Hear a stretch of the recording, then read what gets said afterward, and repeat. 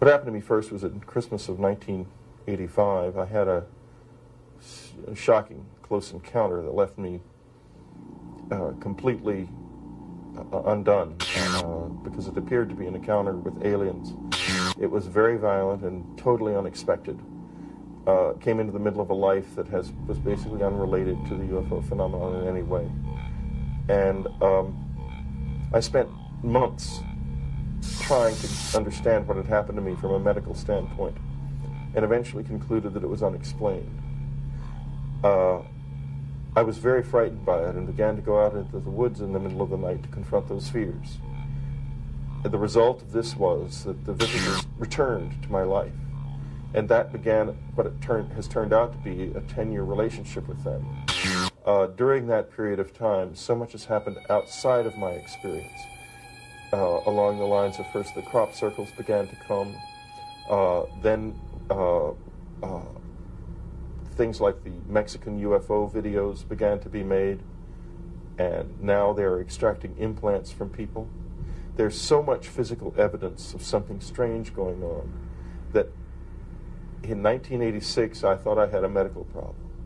By 1989 I was fairly sure it was some kind of hallucinatory thing. Now, in 1996, if this isn't dead-on real, I'll eat my hat. Only I have one question left. Who's doing this? Aliens or people? I don't know the answer yet. But I think that the presence of implants like the one I have in my own earlobe means all bets are off. This is real. It's physical. But what is it? Okay, the first event that happened to me, I woke up in the middle of the night and I was awakened by the fact that I felt like I was in motion. And I turned out to be in a little room full of what looked to me like gigantic insects, which were peering at me.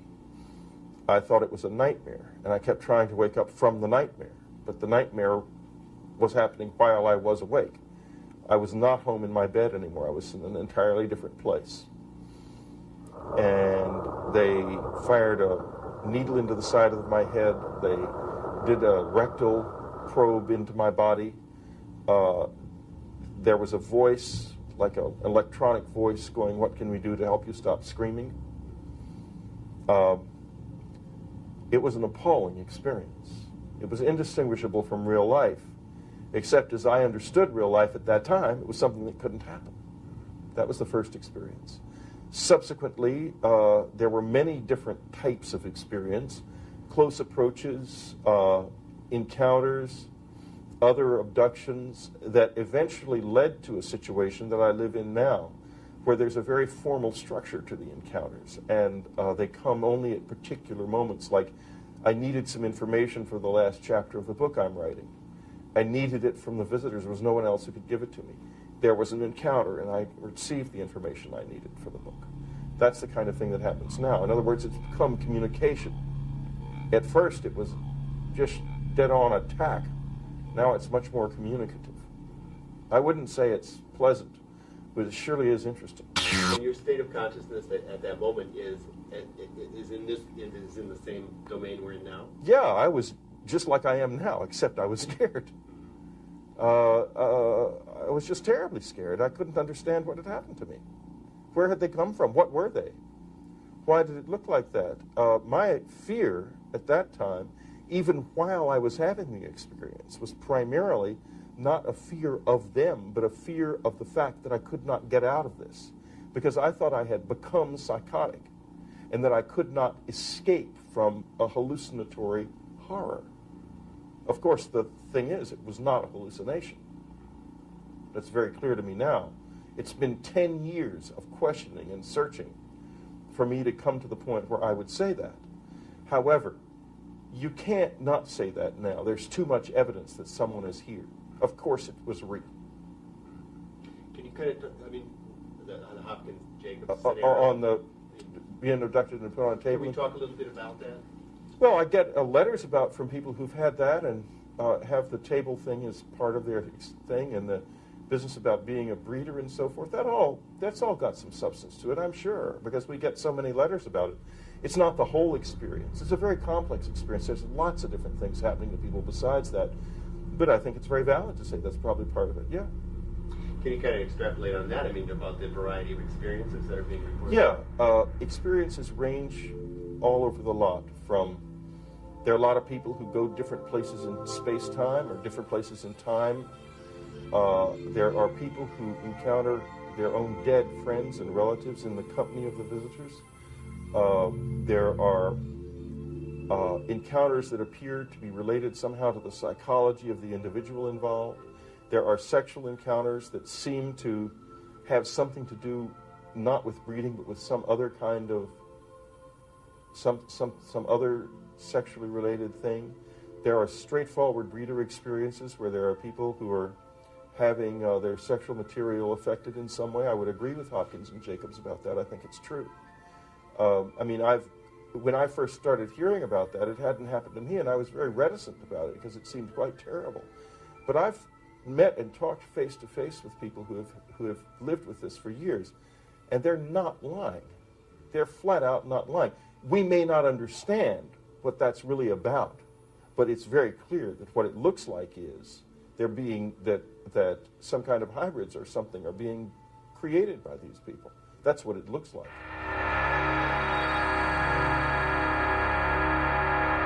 Well, we're not exactly totally and completely sure of what is going on with this phenomenon. What we do know is that we're looking at an alien agenda that is based on the physiological exploitation of one species by another species. In other words, people feel that sperm is being taken from them, eggs are being taken from them, babies are being implanted in them and then removed. All of this is for an agenda that is being kept essentially hidden from us. I look at this phenomenon with a certain amount of alarm. Other people feel that it's more benign than I might feel. But whatever it is being kept from us. I feel that if this were a phenomenon that were ultimately to help us, that we would probably know this and that the abductors would have made this clear, but this is not what has happened actually. And so I'm really very, very disturbed about what I've seen. My sperm was extracted from my body. Sometimes I say the aliens harvested my sperm, and it was inseminated into another human being, and an embryo was created as a result of that series of events. Those experiences led to what I perceive as a higher order experiment which the aliens were conducting. They were successful in extracting sperm and creating a human embryo in the physical conscious world. Their main concept was creating a hybrid breed. At least that's what they told me, that they were trying to create a race of people that could live in our atmosphere and in their atmosphere.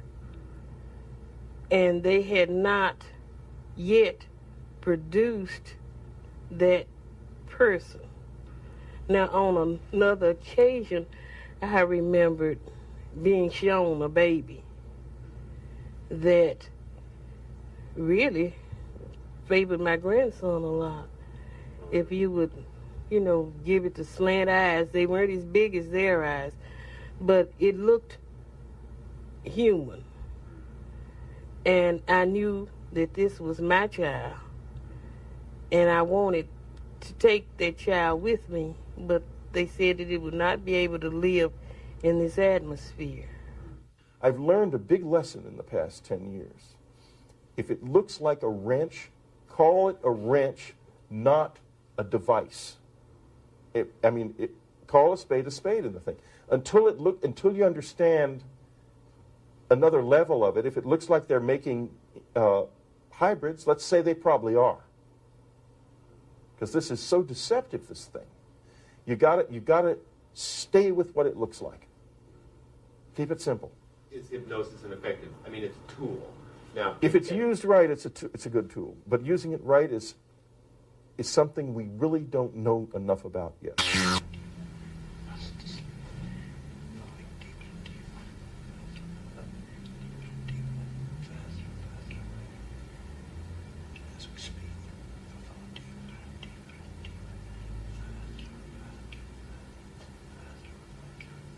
And can you tell us, Richard, something very quickly about the appearance of the area that you're going into? Perhaps a corridor, perhaps rooms, perhaps machinery, perhaps anything descriptive. It's a very circular room. It's very, very big. There's like computers, flashing lights on the wall, but it's a big expanse. And from where I am, there's all like computers and lights. From there, there's like a table slightly here. It's like all the equipment is on one side, and where they take people is on that side, but they have to keep going backwards and forwards to do the... They cannot experience the Earth experience in their current physical state. So we experience it for them, and it's a passing of information. They learn from us what it's like to walk down the street, what it's like to wear clothes, what it's like to eat, breathe, sleep, talk, watch the television, everything that is to do with the Earth existence. They want to know about it, and the best way to know about it, apart from doing it yourself, is to... It's like they connect directly into our experiences and our memories, and they don't have to experience it themselves. We experience it for them. It's like I can see things and feel things, but it's like it's out of my reach of understanding what it is. If you know what I mean, I just feel... Yes. I suppose it's like I am trying to suppress this...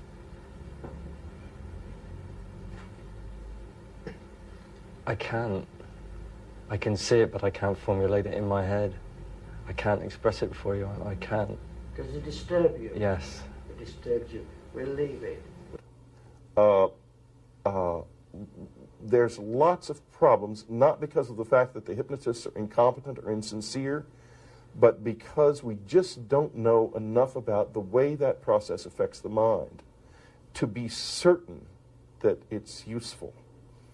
Well, like, for example, Daryl Sims and Bud Hopkins use different types of hypnosis and get different results quite often from people. Why is that? We need to, it's not that either one of them is doing it wrong or doing the wrong thing. It's just that we don't know quite how that works yet. Is that the therapist affecting the situation? I mean, the therapist. Oh, I think there's far less of that than people assume. So people. How do you describe the fact that they're all working in the same domain, but looking at different, drawing out different aspects? Is that, and you're saying that that's not the effect of the therapist affecting the... We don't know why it's like that. It may be the hypnosis technique. It may be some kind of interaction with the therapist. I'm just not sure. But the thing is, hypnosis is really rather irrelevant to me. It's all of the things that are attempting to find motives and observational details and so forth are unimportant. What's really important, and the reason I've changed my position so much over these past few years, implants are being physically taken out of people. Then, therefore, this is real. I mean, I'm just going to stand on that. It is real. I don't know whether the implants were put in by aliens or not, but I do know they're there. And to me, until we figure out what that's about and who put them there and why, we don't know anything about this experience. All we really know about this experience is the implants are real. Is that the basis of you saying there is physical proof? Yeah, absolutely. I mean, you take a person who has remembered alien experiences under hypnosis, remembers an implant being put in their leg, they're x-rayed, the implant is seen, and then it's removed by a doctor, and that has happened. You can't tell me that's not real. It is real. The only question is, was the hypnosis accurate in the sense of who put it there? Certainly the lady remembered where it was under hypnosis. The x-ray confirmed its existence. But did she remember under hypnosis who really put it there or not? We don't know, because we don't know the effect of the implants, and we don't know whether or not if you got past all of the interference, you wouldn't find soldiers putting it into her. Or it might be there really are aliens out there doing it. We just can't be sure of anything right now. This is a time not for answers, but for questions. I've seen too much from the secret government to jump to the conclusion that any of it is being done by aliens. We have to be sure first that it's not being done by human beings. I include in that, by the way, the UFOs that are appearing in the skies and being videoed, the whole phenomenon. The reason is that if you read the documents that have been declassified under the Freedom of Information Act about the MK Ultra project that was conducted by the CIA in the 60s and 70s, what you read there is the activities of psychotics engaged in insane programs that used and abused the minds of innocent people in ways that make the activities of the Nazi doctors at Auschwitz look tame. And this was done by Americans in the continental United States under a cloak of secrecy. It is among the most evil things that human beings have ever done to other human beings. It was done by the United States government's Central Intelligence Agency. That is a real, true fact. MK Ultra was a real program. They induced people to become psychotic using LSD. It's in black and white. It's in court records. It's real. People who did something like that are capable of anything. The fact that those people remain concealed behind a barrier of secrecy from public scrutiny means that objects appearing in the human body in this country, implants that seem to have something to do with mind control, we have to investigate first the secret government. Second, we look for aliens. We've got a monster on our hands behind the cloak of secrecy. We've got to get rid of it. Our country has cancer. Our country's freedom is dying of the cancer. The cancer is called CIA, NSA, NRO, DIA. Those are the acronyms of the death of freedom. Yeah, the National Security Act. Yes. What was it that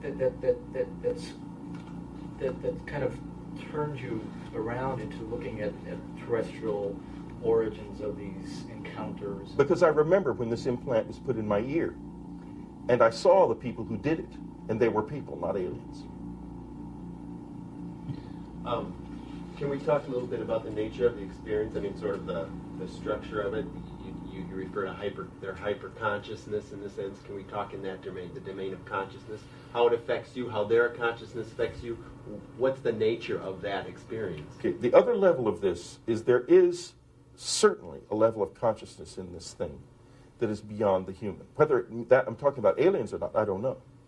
I'm talking about something greater than mankind.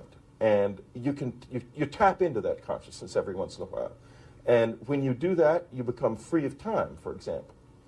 You begin to be able to move physically through time, which is, it seems impossible that someone would sit here and say, I have gone back in time. I have walked the streets of other days, but I have done it. I have absolutely done it. No question in my mind about it, it's true. And I know a lot of other people who have too.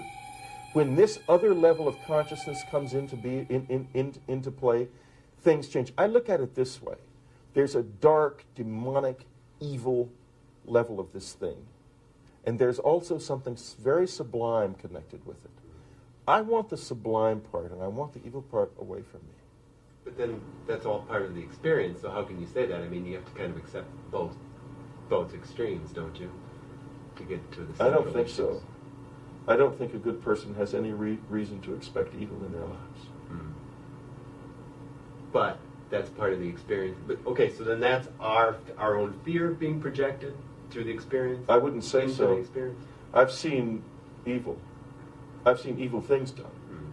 I think putting implants in people without telling them what it's about is evil. Mm. It may be, I don't believe that the ends justify the means. That's not the ethic by which I live. I don't do things that are evil in order to achieve a good end. If you can't achieve, if you achieve a good end by evil means, it's not a good end. So therefore, these things don't belong in us, but they're there. Can we talk a little bit about, let's talk about your book and the impact of your book. I mean, and also, you know, this idea that it's real fiction in a way. I mean, because most people don't have access to what you're discussing. I mean, Not now, but they will, believe me. Yeah, but in their experience, now they don't. So what was the response to your book, and can you kind of talk in that? Well, first of all, it's not a book. You're looking at a life. This is a man's life being written down in words and spoken on radio and television and in lectures and so on and so forth. It's a bunch of books. Communion, Transformation, Majestic, and Breakthrough, and then in next February, The Secret School. That's what it is, a whole life. What's the reaction to it? Well, frankly, at first there was a lot of skepticism. But every day that passes, more and more people are waking up to the fact that I'm onto something, that we are all onto something. The whole community of people involved in this are. We don't know what we've got yet, but we've got something by the tail. And it's beginning to buck and kick. I'm not going to let go of it until I know what it is. Absolutely not. Would you consider your experience as one of contact or abduction, or a mixture of both? Or can you make that? Oh, there's only been one or two real outright abductions where I have literally waked up in the presence of apparent aliens. Once or twice. Maybe 3 times. Mostly they've been much more in the nature of contact experiences. And some of them, I would say, have the quality of reality about them. I would be surprised if it wasn't alien contact. But as I say, until I know for sure what the government's been doing, I can't say that for certain. I've got to get that sort of static cleared out of the system first to be sure that it's not an illusion induced by some kind of psychotic government agents bent on creating a new religion or something. I mean, goodness knows what kind of lunatic nonsense they could come up with. But I will tell you this, that you want to find psychosis in our country, people in need of therapy, go to the secret government and you will find people who desperately need to be on the psychiatrist's couch. The problem is, instead of being on the psychiatrist's couch, they have absolute power and the possession of unlimited sources of funds and technology of almost unbelievable potency. We've put psychotics in control of the most powerful weapons in the world. And then closed the door and said, go do this on your own. And crazy stuff is starting to come out of there, and we better watch it because we're in trouble. Is there a central message to your contact? And is that coming from human formed beings, or is there a presence that you... The central message of my life is that the human soul can come free and be free in this world. There is no reason in the world why we cannot understand who we truly are, why we are here, where we are going, while there is no reason why the average individual cannot be fully empowered to meet the cosmos on his own terms. We are incredibly powerful beings.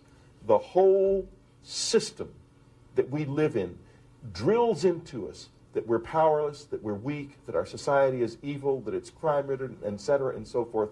It's all a big, fat lie. We are powerful, beautiful, extraordinary. We have to wake up to that, and when we do wake up to that, we're going to sweep aside the cancer that is eating our government. We're going to find out the truth about whether or not there are aliens here, and we're going to be able to learn to work with them productively if they are here. Now, is this part of the message that's coming from your... This is the message that comes from me. From you? I can't tell you that I've got a message from on high. I'm just an ordinary guy, and I don't get messages from on high. Any message that I come with, I evolved in my own being and mind. Are there let's talk a little bit about precedents. Is this part of a larger reality, sort of a hierarchy of beings? Where do your entities fit into that? I mean, can you... I can't explain it. I have no idea. I'm not even interested in hierarchies of beings. Hierarchies bore me, because that means that somebody's got to be on the bottom.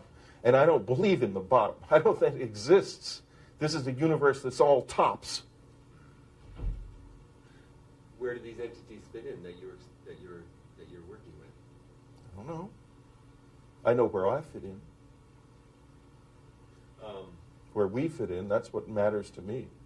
In your book, you talk about that this is occurring in the domain of the mind, and this is a mental phenomenon in a sense, and you make the connection into their reality, into their sort of hyper consciousness through the. Yeah, but when I wrote that, I didn't know about the implants. I didn't. This is a recent discovery, as far as I'm concerned, and I'm certain that mind control is involved, and I'll tell you why. In 1989, I had MRI scans done of 10 people who reported implants, including myself. The doctor and I read these reports. We looked at the MRI scans, and we concluded there were no implants in these people. About 2 weeks ago, I realized, after Dr. Roger Lear began taking implants out of people, that there was something wrong. So I opened up the archive and went back to the reports. And 2 of them have plain as day descriptions of classic implants in the heads of these people. Why didn't we know it? Why didn't we see that? I mean, anyone could see it. It doesn't even take a radiologist to see the things. They're described to a T, and you can see them in the MRI scans clearly. Also in 1989, a woman, Ruth Dagonet, had an implant removed from her body after her death, from her ear, from her left ear, the same place this one is. That was not studied by a single soul until 1995. Why not? Why didn't they take it directly from her body into a lab and study it? You could get you could get a basic study done of a thing like that for $200. It's not expensive. Somehow, nobody did it in 1989, even though there were at least 3 confirmed implants in existence then. Now, I don't think that there's any explanation for that except mind control. My mind was, in my opinion, affected in some way. And I'm here to say that we have lost 6 valuable years because we could have known about the implant 6 years ago and we didn't. Have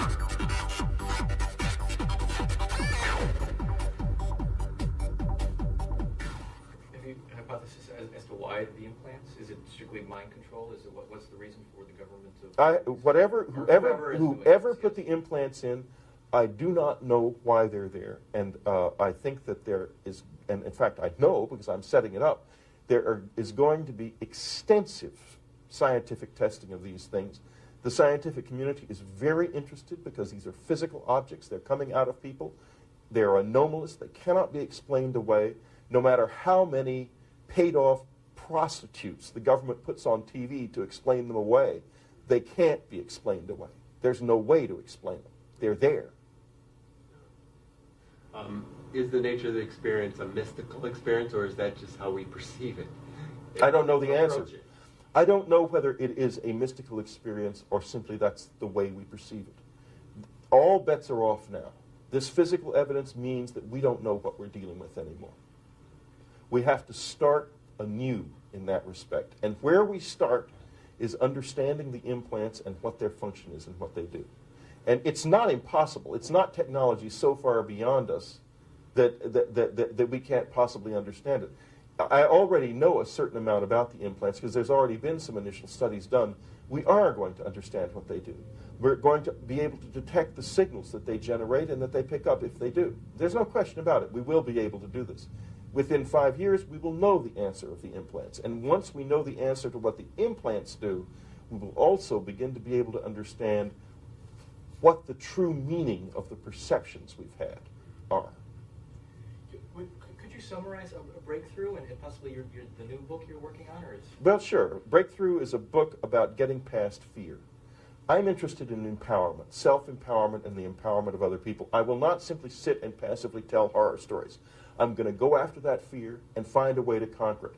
I don't care whether the aliens, if they are aliens, are good, bad, or ugly. I don't care. What I care about is being able to face this in a coherent, rational, and effective manner, and you can't do that if you're scared. Breakthrough is about getting past the fear. And not by dismissing the danger, but by learning to live with it in an effective way, in a useful way, and in a reasonably cautious way. The Secret School is an attempt to go into my childhood experiences insofar as I understand them now. Everybody practically in this experience has childhood memories. It's not something that starts when you're an adult. We need to be able to access our childhood memories. I'm hoping that the secret school is preparation for contact in that sense. I think at the bottom of this, what we're going to find is that there are real aliens here, some of them with an agenda that we don't want anything to do with, some of them who can be very useful for us to know and very productive for us to know.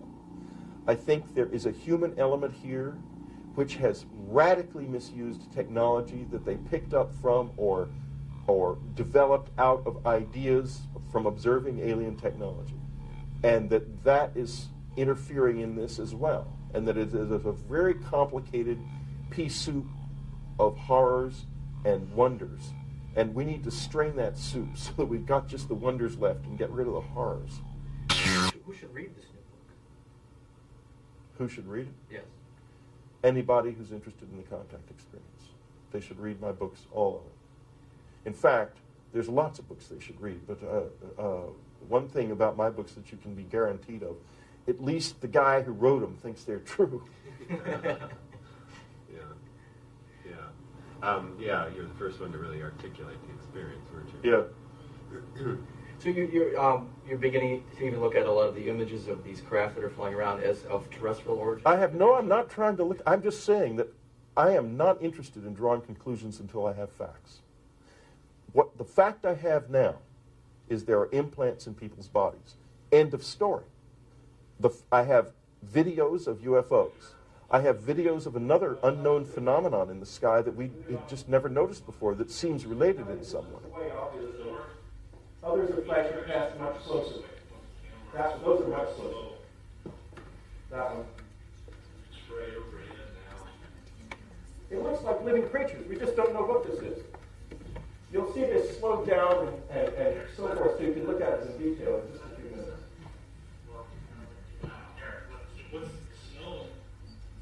And this is just a cloud in high contrast. It's not significant. Watch now as it comes out and it moves with the flexibility of a living creature. What was that? Some of those are just an unknown phenomenon. We don't know what those are. They're obviously not conventional UFOs, but they're something strange. We have the crop circles. The crop circles are real. The attempt on the part of the intelligence community to debunk the crop circles was lame and vile. They used national public radio as the means by which they spread their lie about their crop circle makers across the United States. It was immediately picked up by all of the media, and closure was put on the crop circles in the media, completely, in the United States and in England with this. This was a designed intelligence operation, a propaganda move carried out illegally against the American people. The people who did this, and I include in that the executives at NPR who made the decision to put it on the air knowing that it was not true, should be put in jail. They belong in prison. They violated the law. They committed felonies. One quite prominent, in fact, a Nobel Prize-winning physicist told me 5 years ago, he said, Whitley, if one word of this book is true, science has taken a kick in the shins because we've been lied to. He said to me 3 days ago, science took a body blow. We've been lied to, more than lied to. He said, I'm beginning to suspect I'm looking at one of the most evil things that has ever been done on this planet, and that is the concealment of the greatest secret of the greatest secret that mankind has ever known. I said, you're jumping to the conclusion that it's aliens. And he said, of course it's aliens. I said, wait a minute. Let's be clear about this. Don't do that. It's implants right now. It's crop circles. It's video. We don't know if it's aliens yet. Let's look through the implants, the video, and the crop circles and see what's on the other side of that. Then we can decide it. The secret government is like any kind of wild animal. It will do anything to survive. It will do anything it can to survive. It's going to be hard to break it. But if we want an American republic and a free country, we have to break it. The secrecy has to end in toto. It has to be possible for the average citizen to turn on his computer and get any piece of information that the government possesses. Or we don't have a republic. We don't have a republic. Now, this is not a free country. This is a police state. Then I have an implant in my ear to prove it.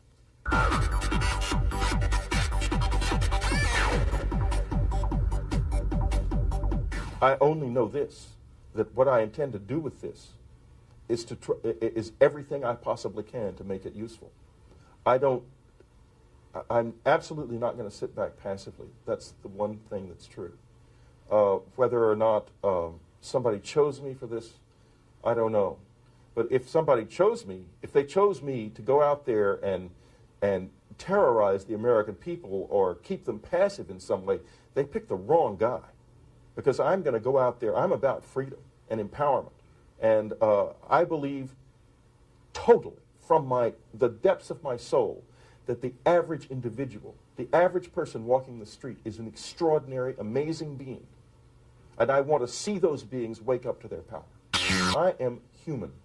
I can tell you a lot about human being and my being. But I'm not going to try to tell you about something else like that, especially with as little information as I actually have. What domain am I in? Am I in a domain generated by some computer in Washington? Or I am in a domain that involves real contact with aliens? I don't know the answer to those questions yet. And until I do know the answer, how can I possibly discuss that? I can't.